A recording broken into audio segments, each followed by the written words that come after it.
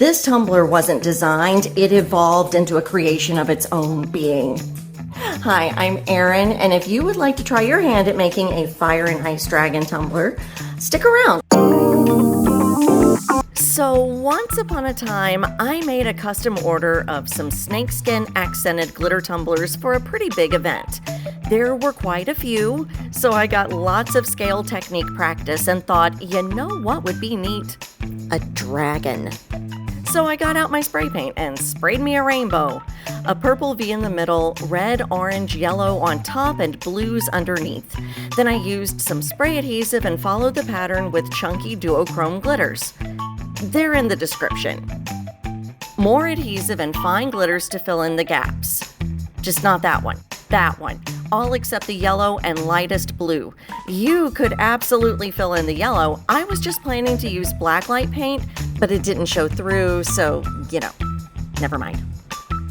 You really want that glitter to lay as flat as possible, and this method of wrapping paper around the cup and pressing the glitter down is the best I've tried. It also helps sometimes to roll the cup in the paper. Like this. The smoother you get it now, the easier it is later, believe me. There we go. Next, I took clear holographic paint and went over the lightest blue section and then coated the entire bottom. After a clear coat and 2 layers of epoxy, it was time for tumbler making after dark. I stuck a fishnet stocking on the cup. Scandalous. Then more spray paint, green V in the middle, black over the red side, lightest blue you can find over the blue side. You want to make sure that fishnet is on good. I tied the 2 ends to get it as tight as possible, then shoved popsicle sticks through a couple of looser areas to tighten even more. Honestly, you could pretty much call it a day here. Coat of epoxy, maybe a decal, done. But not this cup. I used a couple of coordinating color-shifting paints over each individual scale. Yeah, you heard that right. And yes, it took forever, but like red shifting wherever red glitter showed through, purple over purple, on the other side, green over green, blue over blue, etc. You get the idea.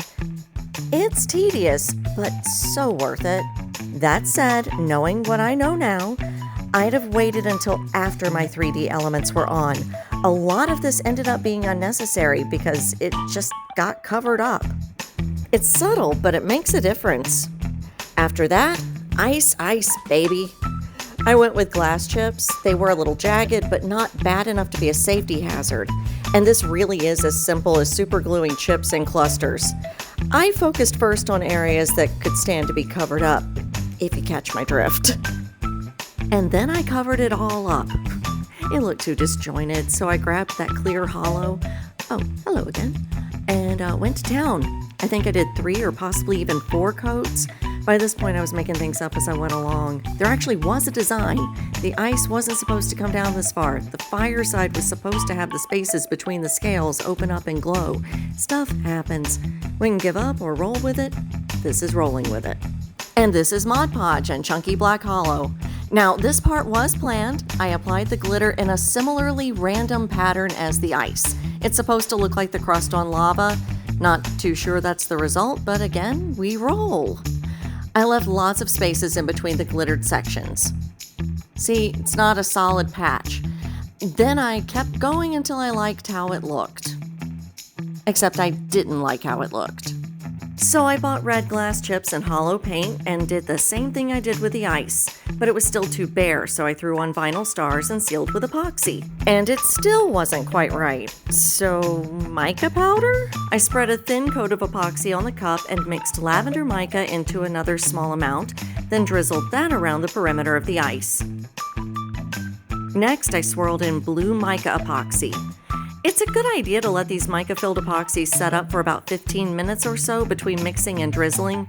That keeps them from spreading too far away from where you want them. Then I grabbed copper and gold and repeated the process for the fire. And if you're wondering about the fork, I ran out of popsicle stir sticks. This project really was a you-know-what show. And why not? Let's add iridescent glitter. You want to get nuts? Let's get nuts. And it still needed something, so I pulled out the acrylic markers.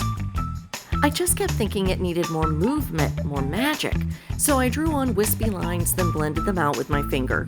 I hoped it would make the mica-filled epoxy look like it was emanating from the fire and ice. I do think that it helped. I decided to do a final coat of holographic silver glittered epoxy and call it. And that's all she wrote, though I do think this cup requires a more fantastical backdrop. Yeah, that's more like it. Thanks for watching. If you enjoyed this video, please be sure to subscribe so you don't miss the next one. And hey, maybe throw a like out there. It really helps the channel. Thanks again, and see you next time.